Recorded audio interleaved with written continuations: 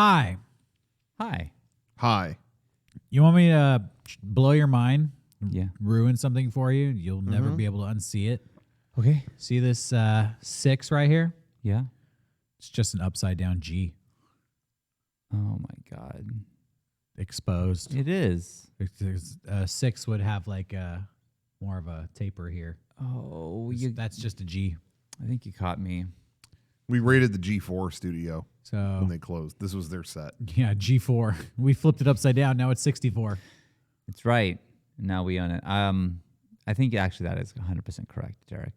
Oh yeah, I know. I could tell. I couldn't at the store. They didn't have it when I had to make these forever ago. You know, I'm looking at it. Maybe I'll get rid of those. You don't need that. Does anybody even notice that there was a 6.4 here? Yeah, I'm sure they noticed, but it doesn't look very good. Also, where's Mega? Well, I didn't have room for that. It says Mega64 up there. This Anyways, it should say Movie Club up there. Welcome to Movie Club. This is the last time I'll see these numbers. I'm done with them. I'm over it. This is the final episode of Movie Club. No, that is not. Well, maybe. We're going to end it on the greatest movie ever made. Mm-hmm. Iron Monkey. You picked this, Derrick. I sure did. Why was that? Because this movie rules. Mm-hmm. Have you seen it before? Yeah, I've seen this movie. Okay. I forgot that I own this movie. So You do? I think I've seen it at your house. Oh. like on the shelf. Yeah, like a DVD or something. I swear. You know what's funny is I cracked it open and you know what was all over the disc? Blockbuster stickers. Oh, yeah. Because let me tell you, we had a shitload of copies of it. Maybe I was there when you picked it up. Probably. Yeah, this is one of those old Blockbuster when they started selling their movies because they knew they were going out of business.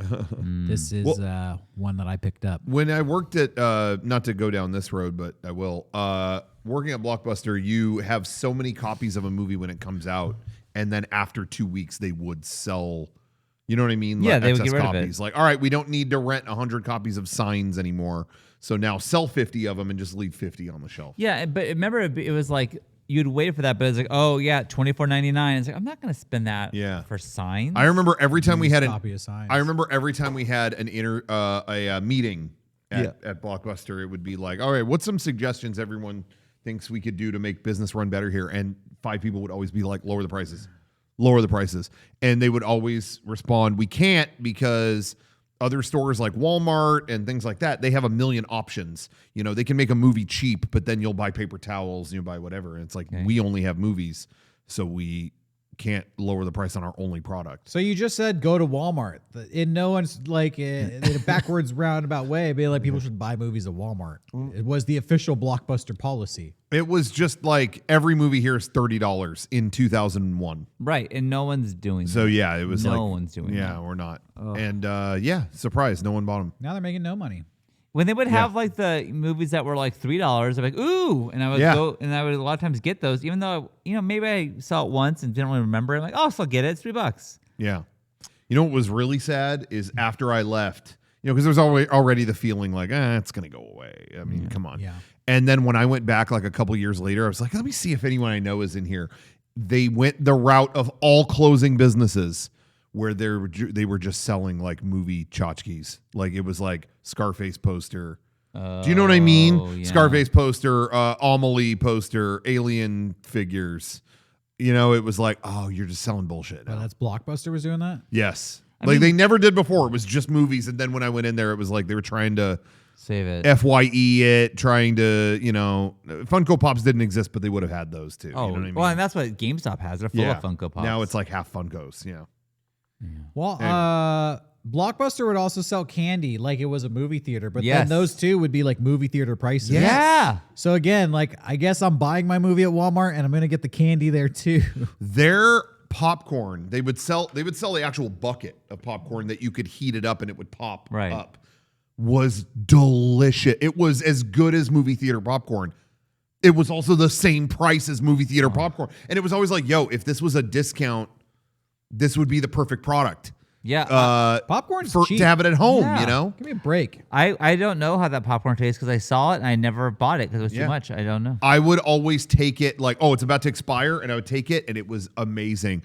I also, everybody had a clipboard like that could hold things. Like you would slide it open and it held things inside. Yeah. I just jammed candy in there every shift. So I never paid for candy. I just stole all of it. And now they're out of business because of you. They're going to sue you. You're in trouble. But it's behind Patreon. Blockbuster CEO isn't a patron. Tell what Rocco did. Don't tweet at Patreon. Now Rocco works here. And and the candy's always disappearing from here as well. My God. I'm not. Yeah, you learn. You learn from the best. I'm not gonna say. But you're self-taught. Yeah. You didn't learn. I'm saying you all can learn. Oh, we should. We're all parts of this company. So let me tell you how I do it. I will after this. Okay. All right. Well, I'm that gonna way start stealing stuff. You won't see Kevin get mad about candy being gone. Because he gets mad. Okay. I want candy, and then sorry, it's gone. Yeah. What happened? So let me ask you guys a couple questions because I watched this movie. I always search where is this streaming? And the only place I could find was Pluto TV. Okay. That was the only free option. Right. Yes. Well, yeah. I don't watch Pluto TV. Why? Because of the commercials? Pluto Nash isn't very good. It's not free if you have to watch a commercial every 3 minutes. Yeah, I think I was interrupted by commercials 4 times during this. It was the same commercial for Beaver Liquor or something. It was fucking... Yeah, I told them... Put words backwards. I don't know why they keep putting my commercial on Pluto. I told them to stop. That is one of the worst commercials I've ever seen. But... what's the commercial like? It was it's so low quality. I hate when I see a commercial and it's we could have made this 10,000 times better. And I don't know what the budget was for this, but it's probably a lot. But it's a guy going into a convenience store and he opens up the thing and the guy's a beaver in the costume shows goes, "Psst, hey, get the beaver. Hey, get the beaver." And then he hard cut to him checking out with the beaver 24-pack, whatever. And he's like, "There's 24-pack of liquor. There's a beaver back there." And she goes, "Yeah, I know." And then it cuts to another guy, and then he picks up, "What do I get?" And then it's, "Hey, get the beaver." That's the commercial. That was the commercial. Pretty funny stuff. That was it. Well, you'll never forget the beaver commercial. Yeah, here we are. They got a free plug on our Patreon now. Yeah. True. But the problem I realized after talking to Rocco after I watched this movie is I'm I hate that there was a dub and there's no option for subtitles. And he's like, I had subtitles. I was like, oh. Yeah. So I didn't investigate Pluto, but this was $3 just to buy it outright. Was it really? On Amazon. It was so cheap. And the dub is currently not available on there. It's only the subtitled one. So yeah, that's what I did. I just paid the $3. I'm assuming on DVD it's probably subtitled, Derrick. Is that correct? Yeah. Yeah, they have both options, but I watched it subbed. In the original Cantonese. Now, obviously the dub is cheesy, but the subtitles ran into a little bit of controversy too because Miramax, the legendary company of Harvey Weinstein, changed subtitles. I'll make that funnier. Make that less, whatever. So even that is up for a little bit of debate. Oh, so even that's not great. I heard that they actually removed the humor. I read that too. That they thought American audiences wouldn't get that, so they just made it more serious. Strange for. This movie had a weird release. So it was made in 1993, but then Miramax released it in 2001. Yeah. 8 years later. Oh. Yeah.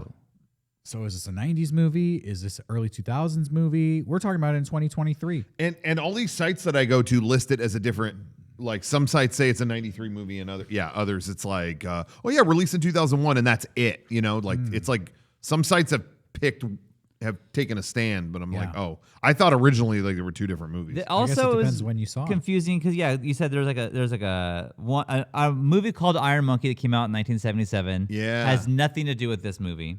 Then this movie comes out in 1993. Then in 1996, there's a movie called Iron Monkey 2 that was released. It has nothing to do with this film either. Cool. So what? All Iron Monkeys stand alone. It's like Iron Monkey, 2 TOO. Why would they call it Iron Monkey 2? Iron Monkey. What is also. the 2 in reference to? I think they're just the 70s trying to version? Get your money. I think there's 2 money. Iron Monkeys. Money. I haven't seen that one. Apparently, also there was some this is supposed to be a well-known character, maybe the kid. Yeah, Wong Fei Hung. Yeah. Duh. Well, sorry. But they cut references to that in the American version because they didn't think we'd get that, which I guess is true. I didn't, but you I don't can even know who learn. Wong Fei-hung is. I like to learn. So I like kung fu movies, especially ones from the 90s. The reason I picked this is because I used to be obsessed with kung fu movies, and I used to be really into this director whose name is pronounced, I believe, it's Choi Huk, but it's spelled like Soy Hark. So, but it's pronounced Choi Huk. And he made this movie, and I think he made Once Upon a Time in China with Jet Li. And there's 3 Once Upon a Time in China movies, all starring Jet Li. And Jet Li plays an adult Wong Fei-hung. And in watching the commentary for Once Upon a Time in China, this movie expert was explaining that movie was also known as Fei-hung 99. Whoa. Oh. Not because it came out in the year 1999, because it was the 99th movie about the character Wong Fei-hung. Dang, that's a lot of movies. Okay. That's kind of a cool title then. Fei-hung 99. It's like how Yeah. there's, 100 Dracula movies throughout the decades. Right. So Wong Fei-hung is kind of like the Chinese Dracula when you think about it. So what's interesting is this is another Wong Fei-hung movie, but Wong Fei-hung is a child. Right. And it's kind of like his, Batman Begins story arc. Fei-hung Begins. Wong Fei-hung. And you get to see his dad, Wong Ki-ying, who's played by...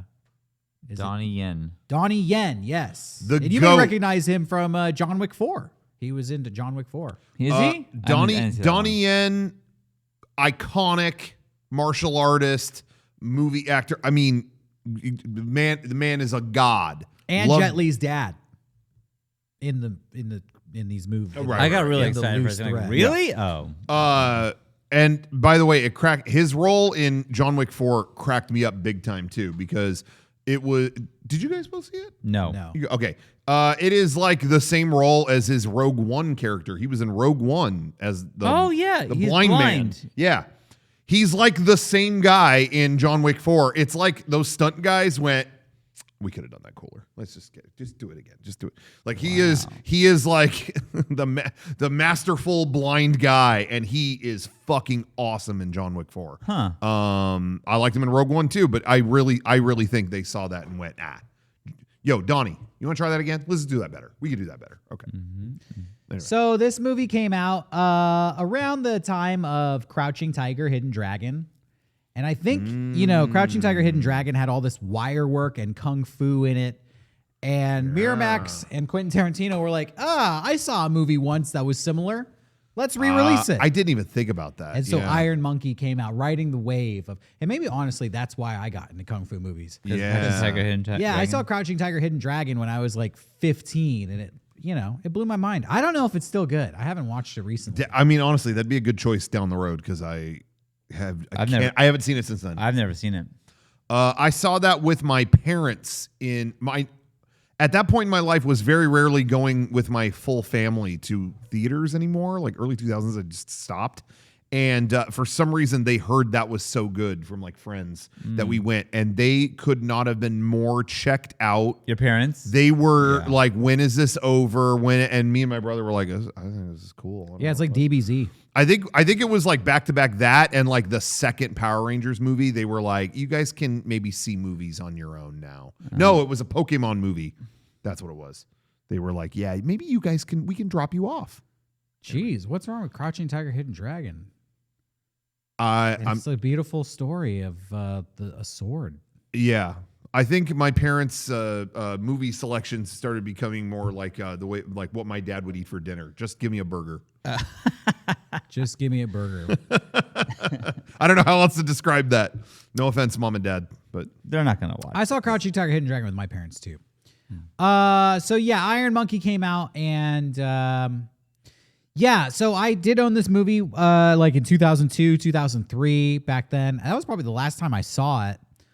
Recently, I don't remember why, but I was just reminded about this director, Choi Huk. And I was going through his filmography, and honestly, a lot of them are pretty bad. I think Iron Monkey may be his highest rated movie, even though he didn't direct it. He wrote and produced it. But he was very much involved in the creation of it. And I thought, you know what? Let's revisit this movie. I didn't remember much of anything from this movie. There's something about this story is a little hard to follow. It's very like there's a lot going on in this movie. That's how I felt. Yeah. To me, there was a lot going on, but also nothing going on. Like I feel like there's a lot of undertones. Like they just assumed I knew a lot of things, and then I didn't. And then also like, but nothing's happening. But maybe that kind of fell through the cracks with everything we're talking about, where it was like, change the translation so that you don't go into this, and we don't. Right. You know what I mean? Maybe between all this juggling, I didn't feel like there was nothing going on. I just feel like you could probably summarize this movie pretty quickly. You know, I don't know. To me, it was like the story didn't go many places. I don't know. Like I liked it. It's very similar to a lot of samurai movies and kung fu movies, which are like interpersonal beefs. Yeah. Yes. And how those unfold. This is the story of like corruption, like a man of the people takes on like a corrupt government official. Doing Robin Hood shit. Yeah, it's like Robin Hood. You know, that's like saying Robin Hood doesn't have a lot going on, but it's like, well, he fights King John and, the sheriff of Sherwood Forest or whatever. And Sean loves Robin Hood, so I don't know how you compare. I mean, I know you like that last one. Kevin Costner Robin Hood fan. Well, even more so, you like that Ridley Scott one, I think, right? Oh, fuck off. Because it had that one. I know. You're Merry doing. Men. I know what you're doing. I don't know what he's He's doing that beautiful girl. Something you would never learn. Isn't that the song they were singing? Suicidal. And then like they're all singing Sean that Kingston song. in the movie? No, but like the Merry Men sang that in the interviews. They were being interviewed, and then Russell Crowe and all them were singing that song, and it drove me crazy to the point where someone pressed it on vinyl and gifted it to me because I hated them singing it so bad. That's awesome. Yeah, I have it still. I wasn't even. What I was thinking of was, well, you're fussing and you're fighting, and you. And the guy who plays Kimi in Lost is like that guy, and he's like so excited to be doing this because you could tell like he's like, this is gonna go viral and I'm finally gonna get seen. Yeah, I think that was the last movie that guy was in. Well, you know what? Maybe it's for the best. I really can't think of. I think that ruined that was career. His song song. Yeah, they saw that interview. Were like, don't hire him. If it's any consolation. Yeah. Anyway, but yes, Robin Hood shit going on. Okay, so what I think is happening in this movie is, like Rocco said, it's been edited to remove political undertones. It's been edited to remove some comedic beats. So maybe that makes the story a little bit choppy and convoluted. Yeah, I could kind of get that sense maybe a little bit. Also, I think that there is an expectation that the characters in this movie are so famous, like you already know who they are. Yeah, speaks for themselves. You know, if this was a movie like Dracula Begins and they just show you this guy who's going to be a vampire and you're like, wait, could you explain who Dracula is? Yeah. I'm sorry. I still think back. I know I bring up other movies all the time. I still think back to Ebert's review of X-Men Origins Wolverine. That movie starts with a kid running into the forest and then bone claws come out of his hands. And that it takes off from there, and he's like, I'm sorry, I'm not a comic guy. I did not get the origin of the X-Man Wolverine. like he's just like, you promised me that, and the movie starts and a man has bones coming out of his hands. You have to give me something. So maybe there's an element. Yeah, they just assume going in. Yeah. Who these characters are. Yeah. But the movie has a lot of badass kung fu and wire work in it. Yeah. I did want to bring that up. So I didn't realize, I knew he did the stunt work or choreography, whatever. I didn't know the movie was outright directed by Wu Ping. Wu Ping, another legend, Hong Kong cinema legend, martial arts cinema legend. What else did he do? We've all watched it. The Matrix. All the fight choreography in the first Matrix. I thought other people were involved in 2 and 3. He is credited on 2 and 3. So I guess he did those too. Or maybe there were certain fights they tasked him with and not others. Maybe that were more effects heavy. But he is the best fight choreographer, period. And I will just say on my end, the joy of watching this movie is just, I think a big part of the movie for me is the joy of, we've talked about this before, that filmmaking, there's a certain joy in Like you record a fight, get this move, get that move. It takes you 3 days, and then you cut it together, and you have a awesome 22 seconds. Yeah. You know?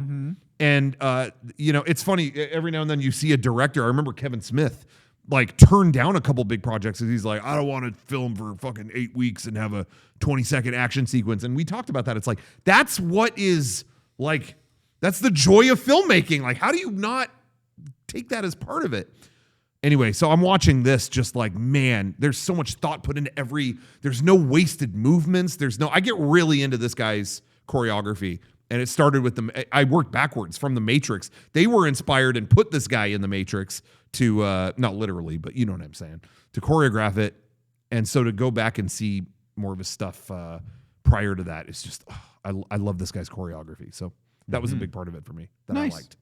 Anyway. Shouts out Wu Ping. Shouts out Wu Ping. If you're a patron, you nailed it. So yeah, Iron Monkey is kind of like a Robin Hood type story. It takes place in like a small village in feudal China. I think that's the era that is appropriate to say for this. And Iron Monkey is kind of like a ninja. You know, he dresses in all black and he wears a mask and he's out there robbing the rich and spreading it amongst the poor. The opening scene is, the governor has like 9 wives and he's partying with them.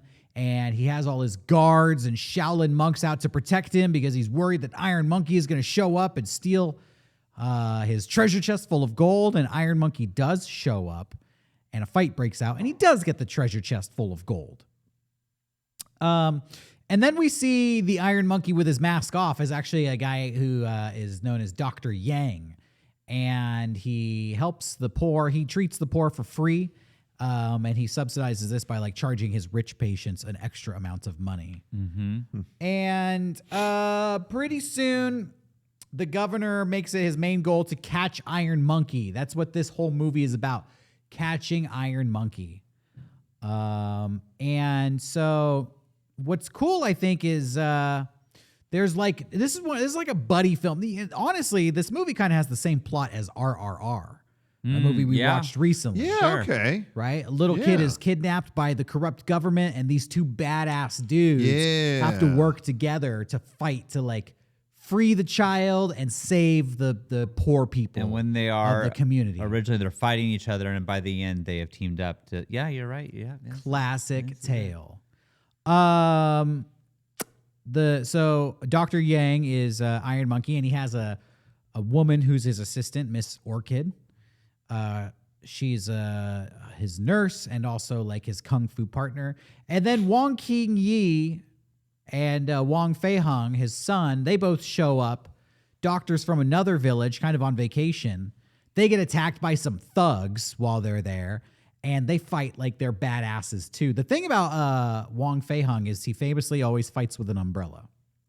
So whenever you see a Wong Fei Hung movie, he will do some umbrella combat. and that is why. Oh, I didn't Best know kind that. of combat. I didn't know that. So this movie is like where he got his umbrella from. Yeah, honestly, when they move the kid later on and they show off the umbrella like it's a big reveal, I'm just like, oh, okay. Yeah, because you kind of have to know the history. Maybe knowing the history of these characters adds to the enjoyment of it.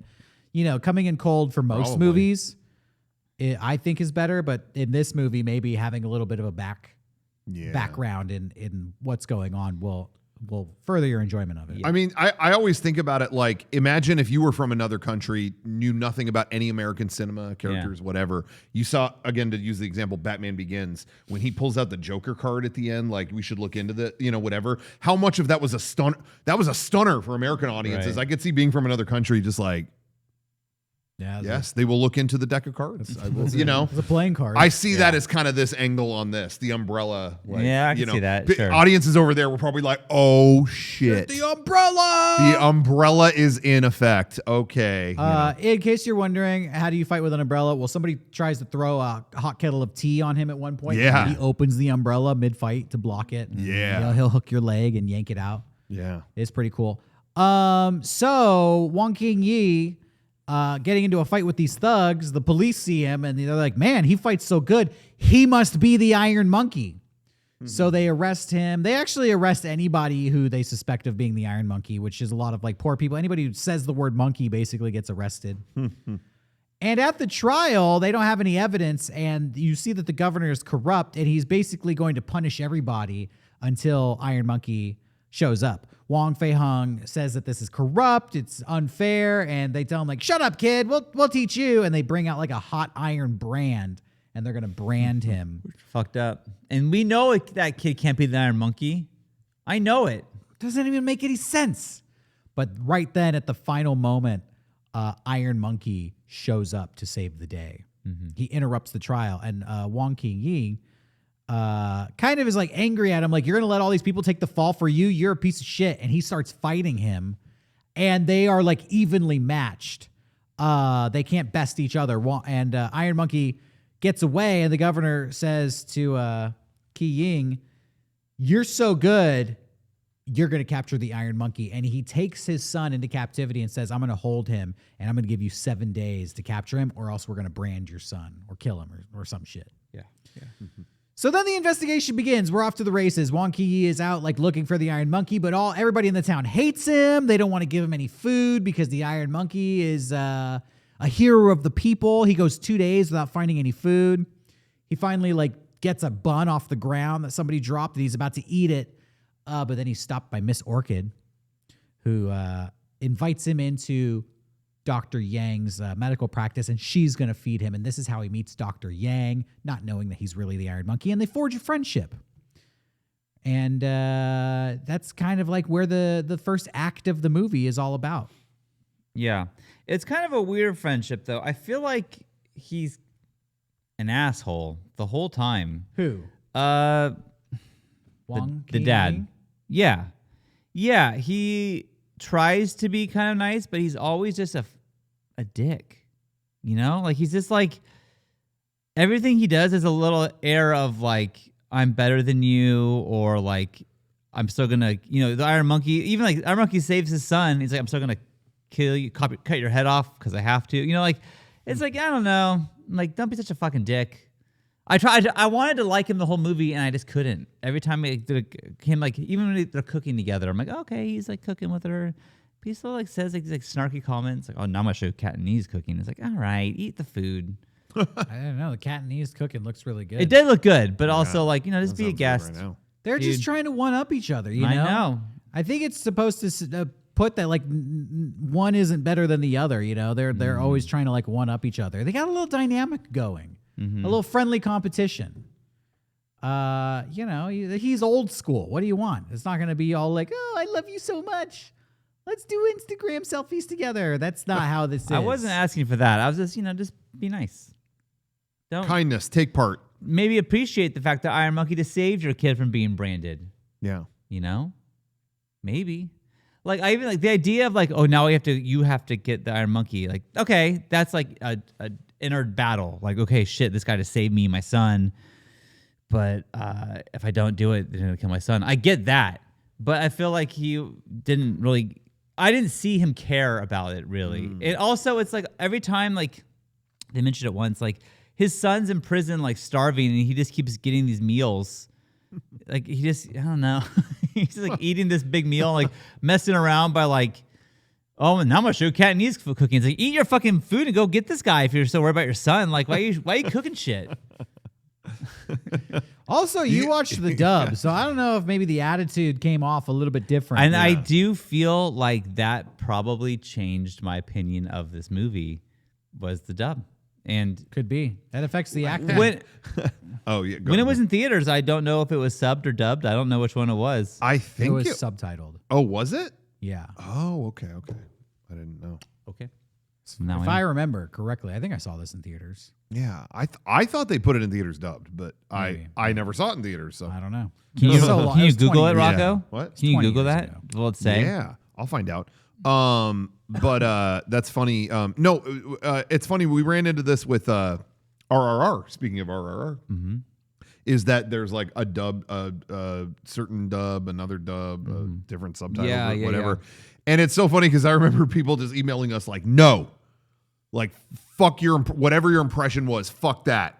Watch the subtitle one or watch this other dub. And I'm just like, We all gave it 5. We all give it 5. Yeah, I think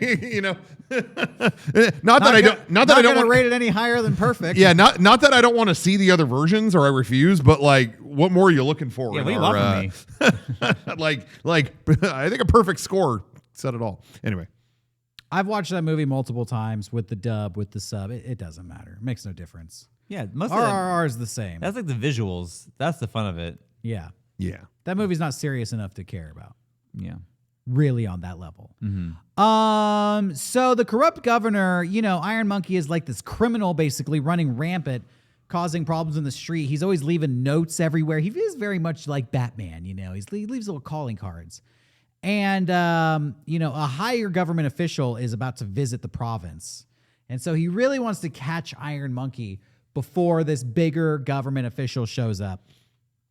And this is when the Iron Monkey does a classic. I feel like this happens a lot in like action movies like this. The impersonation, he's a master of disguise. He impersonates this government official, and comes out in a very like comedic scene and like fucks with the governor, basically like pranks him, teases him, gets him to give away all the food to all the poor people.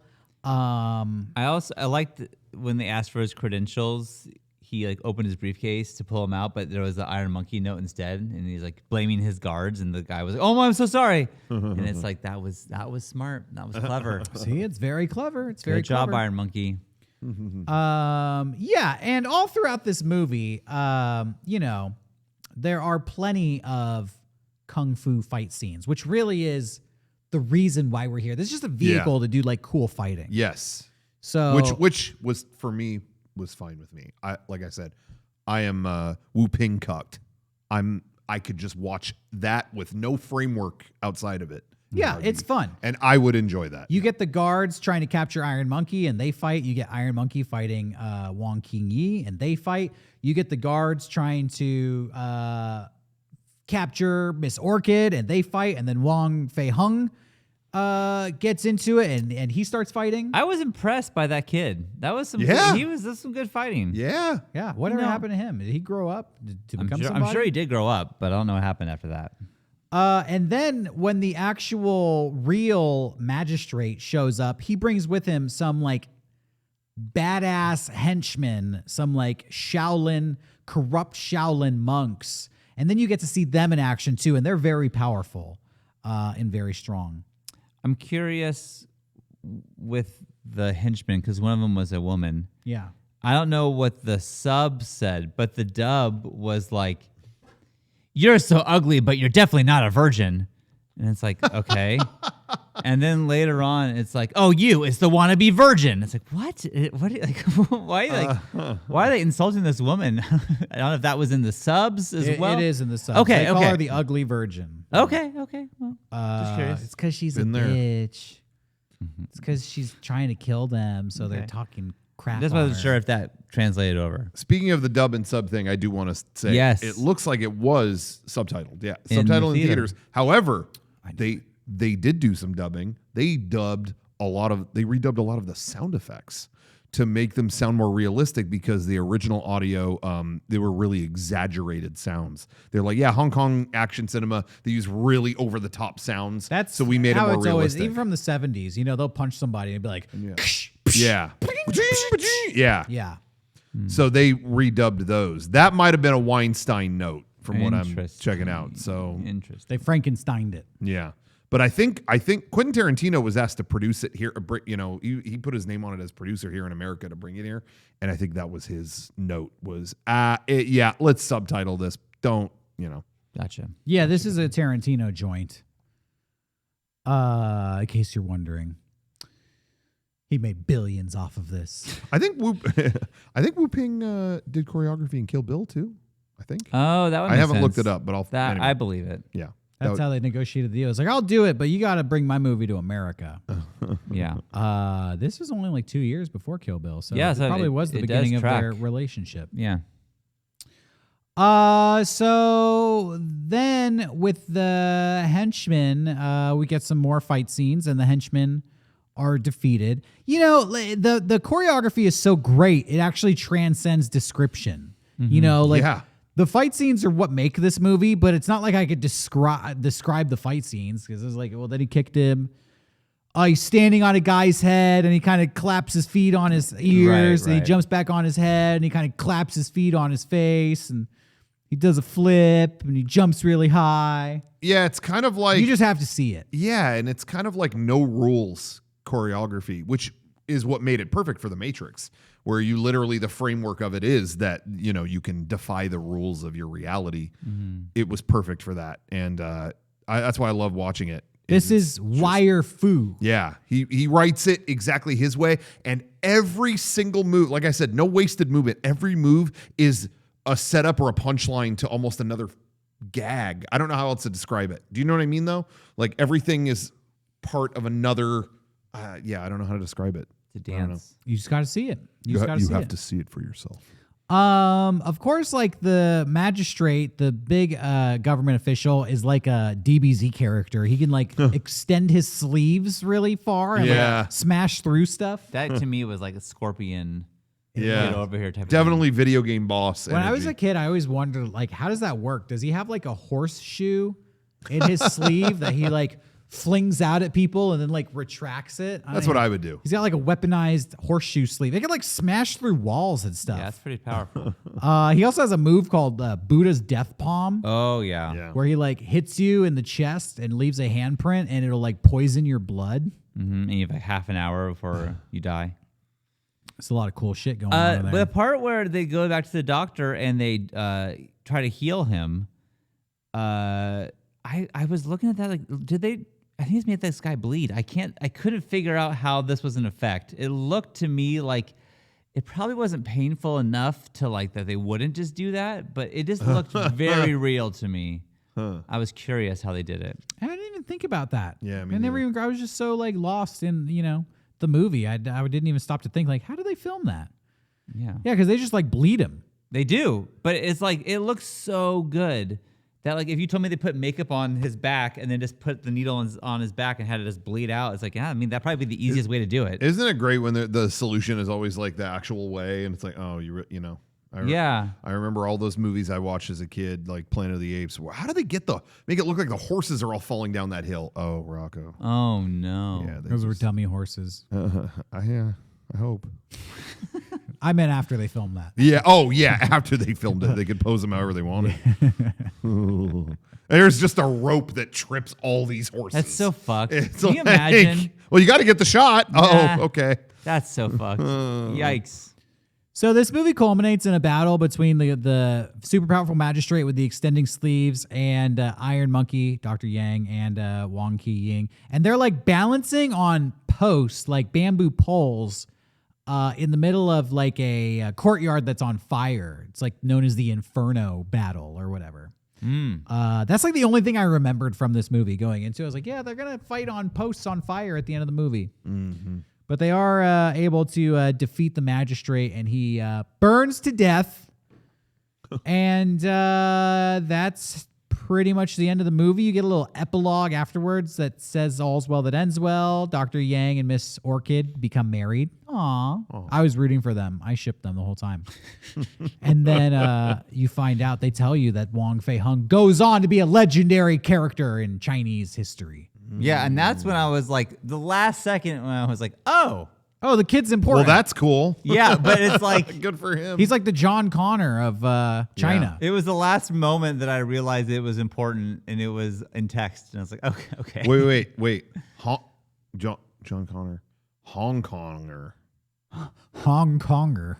Nailed it. I feel like, yeah. Another switch. We just lost a patron. Like Hong Konger. Nope, gained 10. Wow. Yeah, Jake left. We gained 10. Sarah Conger. 10 Kyles. Anyway. But, as far as like this, a lot happens, but not a lot happens. I kind of like stories that are just man versus man. Just two people have a beef, and it's about the little things. It's about like, the whole sequence of like going undercover and fucking with the governor. I really enjoy. Yeah. The aspect of the chief of police is looking for Iron Monkey, but he's really good friends with Dr. Yang and doesn't realize that they're the same person. Yeah. Though at the end of the movie, maybe it comes out that he did realize, the whole time.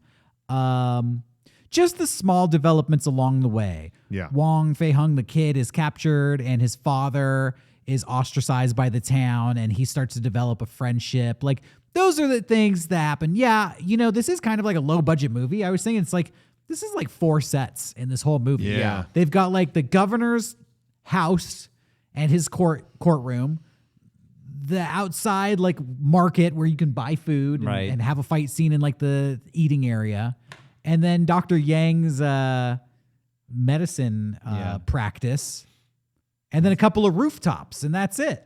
Pretty much, yeah. That's it. It's like 5 sets. So I feel like they actually do a lot with a little. You know? Dr. Yang's medicine practice is actually the Hong Kong Doogie Howser. So that's why it's so good. Yeah, everything you just said was why I went so nuts over Banshees of Inisherin last year. That, you know what I mean? Just that little man versus man, little personal kind of stories. I like those too. This is like Banshees of Inisherin with more kicking to the face. Yeah, this one's got the More flippy shit. This one's got the kung fu stunts. That one's more the verbal stunts. Actually, there's some cool finger stunts too. Verbal stunts, yeah. I like that I like when kung fu movies show you that kung fu is not just used for fighting. Yeah. That it's a way of life. So Dr. Yang needs to like clean up after he's closed his shop, and there's like papers flying all around because of the wind. that's catchy. So he Yeah. like flies through the air. I love like, that shit. catching paper with his feet and stuff, and Yes. they have to like put the benches away at night, so they like kick them and they like flip and land perfectly. It's Yes. like, yeah, you could use even the cooking scene you're talking about is kind of like kung fu cooking, where they have like the vegetable and they're like, and it's like flying through the air and falling Yeah. into the frying pan. Yeah, It's a way of life. It's a spirituality. I love stuff like that. It's not just punching and kicking. Yeah. So yeah, it's a more subtle like story with about 9 or 10 fight scenes sprinkled in. Sure. I actually think this is a pretty great, fun 90s kung fu movie. Like it's got some good wire work in it. It's got a cool setting. I really like movies that are set in like ancient villages. Yojimbo is another one. Yeah. Movies that just take place in an old town. Oh yeah. Seven Samurai, all that kind of shit. I love that kind of stuff. What's funny? I don't know. I'm just gonna speak for myself. Tell me how you feel. It's funny when movies are set in there. Love it. Video games, I feel like they've used that setting too many times, and I get kind of tired of it. For some reason, when they set a game in that, I'm like, yeah, I've done the old village. I feel like for some reason, I'm burnt out. Because when you said that, I was about to say no, I'm burnt out, but I'm like, no. When every movie that's there is great. I don't Like know what video game? I don't know. Sekiro and all the Onimusha games, and even Yakuza had some spin-offs that went there. And there's a million old kind of samurai games, and I just feel like would be in an old village or an old, I don't know. For some reason, I was burnt. I thought in my head, I'm burnt out on it. It's like, no, just video games. For some reason. In video games that, Chinese village, Japanese village, whatever, is kind of just like a backdrop. It's like these are buildings and don't worry about that. Just run through them. And then you go to a forest and, there's a bunch of NPCs here. Yeah. What I like about these movies is that you get to live in these spaces. Yes, I agree. You get to see, where these people sleep, where they eat, where they cook, where they shit. They don't shit in this movie. Dude, if they shit in this movie, it'd be like some kung fu shitting. Yeah. They'd be like Whooping shitting, shit. standing up, and then like kicking the turd into the toilet or And then something like crazy. kick toilet paper and it fly up and they go. Yeah. Yeah. And they back like and they like ass grab it. it would like midair. wipe itself. Like They would have been like, you wiped to the front. Yeah, exactly. Yeah, I caught you. I didn't do that. You get to have quiet moments. You don't get that in a video game. It's just them like sitting down talking over, and you get to see how they prepare tea, and you get more of like, you feel like you're there. I feel like you can appreciate it more. In a video game, you're just like running through the back alleyways and everything's on fire. Yeah, I just don't know what it is. It's never, I feel like it's always kind of the same stories too. in games. But yeah, in movies, I'm always like, I love these kinds of stories. Yeah, it's interesting. I don't know. Yeah, and so yeah, that's basically it. That's Iron Monkey. So what else do you guys have to say? Back to him being a bad dad. Okay. At the end, okay, first off, they leave because like they're wanted. Both the doctor and the dad have to leave. And then what's the woman's name? I have it somewhere. Miss Orchid? Miss Orchid. Like there's they get attacked. She might get like assaulted. It's like then the kid has to fight. The kid's fucked up. She like goes and tries to get help from them, and she finds them, and they're both just fucking eating rice and chilling again. It's like, what? You just left, and it was like a dire situation. You're just eating again. What the fuck? And then at the end, when it's like they were laying low, they were doing their job, and then talking to the kid at the end, when it's like, you know, a man sheds blood, not tears, or whatever. Yeah, and then that was cool. And then like is yelling at him, what did I just say? Did you forget? And it's like, well, fucking chill out, dude. He's a kid. See, this is me during the whale. Fucking relax. You know, why are you so fucking fat? Could you chill? Wong King-yi knows that his son is basically a man. He's capable of handling himself. He's giving him. They're going through a hard situation. He's being like, "Don't cry, okay? It's gonna be all right." Even the part where it's like you're eating duck. That's greasy and fatty for you. Like you shouldn't have duck. Like, but it's true. He takes the duck away, true. and then the doctor's like, hate to, you know, I'm now watching this child abuse. Let me step in real quick and be child abuse. He's eating fatty duck. It's gonna give him cholesterol. Your kid hasn't eaten in 4 days, and anything he's gonna eat is probably good. So just let him fucking have them. And he said the grease is gonna make him vomit because he hasn't eaten because he's on an empty stomach. It just seems like they're both doctors. Also, he takes the duck literally out of his kid's mouth and is like, "Here, you can have this," and gives it to the doctor. It's like, what? Ew. They're not gonna waste food. It's feudal China. That shit. You're such an American. That guy's dude. a fucking dick. You're an American. You wanted to be like a helicopter parent. Like, no, I'm not gonna leave you to do anything on your own. I'm gonna do everything for you. That's not what I want. I just, you know, he's letting his kids eat duck. I think my kids, I would they never need to be give informed. them duck. The kids like have the duck on their plate and they don't want it. It goes to the trash. Mr. King duck over here. Can I be real with you? Can I get like really serious for a second? Okay. When I was in Florida a couple years ago, I had duck poutine. It was so fucking good. It was the greasiest poutine Sounds I ever had. gross. It was fucking good. Instead of like, it was good. Ducks are notoriously greasy. Poutine, fries, cheese curd, gravy, and it had duck, and it was fucking phenomenal. And it shaved a year off my life, definitely, because Yeah, duck is a rich, greasy.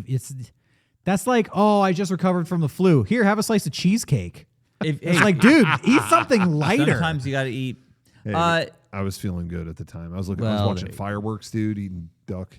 Anyways, that's my ranting. I'm done ranting about that. You don't understand the way of kung fu. That is definitely true, and I also don't get, you know, all the dynamics, and also they cut a lot of things out in this movie that maybe would have helped me understand. So maybe it's on them as well, not just me. Them being like Miramax who edited this movie down and took it away. Yeah. I do want to say production related though. I'm always fascinated by it. It seemed like even the subtitled version is dubbed. Like they dub their own language. I noticed this. I never knew this until recently with like, you know, I watch a lot of like Super Sentai series in Japan, you know, live action fighting series and stuff. They always dub over their own. I don't know if they still do, but they, at least when you watch older shows, all of it is dubbed in their own language. But I just find it fascinating. They record, and I think it's the same thing here. They record no on-set audio when it's like an action. Oh. This is a big thing in Asian cinema, again, Japan and in China, Hong Kong, whatever. Is if it's like action cinema, it's just like, no, don't waste time with the microphone. Like we'll record that later. and it makes production go faster. So anyway, I always think that's interesting. I'm watching this. I'm like, oh, they did that here too. They do that in a lot of movies. It's not just Asian cinema. They do that in American movies too, except they do it really well. Sure. It's called looping. Yeah. Like re-record the lines later. I didn't know until the last year or two that there is one Star Wars movie that was 100% done that way, that they literally did not record Phantom Menace. Set audio. Close Attack of the Clones. Oh. Because they developed the first HD video camera. That was the first movie shot totally digitally with no film. And the audio, they got a hum through everything. So they re-recorded the 100% of that movie. That's is dubbed. Wow. And didn't it pay off? Yeah. It fucking rips. It's the best one for that reason. I remember seeing video of who played young Anakin, Jake Lloyd in Phantom Menace. In Phantom Menace. I saw videos of him re-recording his lines in the studio and like the behind the scenes. So Oh, there's plenty of that, yeah. But I guess Attack of the Clones is the only one where it was 100. 100%. There's not a piece of Hundo. on-set audio. Jeez. Crazy. Jeez. This was kind of the Attack of the Clones of Hong Kong. what I do, and to your point about this being edited to the extent that it's a little confusing, I did feel like the pacing goes so fast throughout a lot of these scenes, and they're talking while they're fighting. Yeah. That I felt like I did miss a lot of the conversation. I was like, should I be reading this or should I be watching this dude get kicked in the face? Yeah, Like, yeah. there's so much going on here. Yeah, that does happen. So it was a little confusing. I feel like that even what you have to watch it a couple times to like get all the plot points. And there's just a lot going on. Yeah. There's a lot going on in this movie. And some people would say not enough going on. Who knows? Mm-hmm. Mm-hmm. What would you shake it out as, Derrick? What would you give it? Shakers would you give it? That's a tough question. I want to say 3.5. That's where I want to go, but I don't like doing halves. So Yeah, same here. I always try to round it. yeah, I do like this movie. I think it's a pretty, if you're into kung fu movies, I think this isn't a bad one at all. It's very entertaining. It's not the most serious movie, and maybe for some people that's a detraction. You might be like, this movie's kind of fucking stupid. But for me, I think it's a fun ride. So I would recommend this movie. I'm going to give it 4 shakers. Okay. I didn't really like this movie. I think that I saw it in the worst possible setting where I had On Pluto TV. On Pluto, there was a couple commercials. There were dubbing, and Lick my beaver or whatever. What is it? it was something. I don't Beaver know. liquor. Beaver alcohol. I don't know, but I just take that out of it. I still, I loved the fighting. I thought was great. I think the last fight was like phenomenal. That was incredible. Like with the fire and like everything they did was beautiful. That was really cool. Mm-hmm. But overall, I didn't connect to the characters really, and I didn't get it. So for me, I'm gonna give this. I don't mind giving half shakers. I'm gonna give it a 1.5 shaker. For me. A vehicle for Wu Ping to do his thing. You got me. I rewound several of the fights. I could watch his shit. I'm trying to figure out how he figured out to connect this with that. So, a vehicle to deliver that to me, you got me. I think that, I enjoyed the shit out of it. So I'm giving it a 4, just like Derrick. Wow, nice. We fall on different sides this time. It wasn't like the greatest story ever told, so I'm not going to give it a 5. But like, I could watch this kind of thing 100 times. I love that kind of stuff. Mm-hmm. All right, so there you have it, folks. Iron Monkey, not Iron Monkey 1977, Iron Monkey 1993 / Iron Monkey 2001. Not Iron Monkey 2, which has nothing to do with has this. nothing to do with this movie. And not the Shrine of the Silver Monkey, because that you made a wrong turn. You're in trouble. Yeah. Good luck putting that Olmec's together. not happy. Rocco, what's our next movie? You want to go something contemporary, or you want to go classic? I want whatever in your heart. I always Rocco. want to go classic. I always pass by. This is one of a few movies of this particular genre, or maybe even narrow it down to an actor. I'm always like, yeah. Anytime the classic movies conversation comes up, this is mentioned. And I'm like, yeah. And then it's like, what do you mean, yeah? You've never seen this shit. You keep hand-waving it. It's time to dive in. I want to watch The Maltese Falcon. I've never seen a Humphrey Bogart movie. I've never seen, I always just go, yeah, classic, but like, I haven't seen it. So I haven't seen it either. Maybe it's all bullshit. We're going to find out. I'm going to watch The Maltese Falcon. Okay. And hopefully they'll watch it too. I'm going to. I'll watch it too. I will. Well, thank I'll you think for about watching it. I'll this. think about it.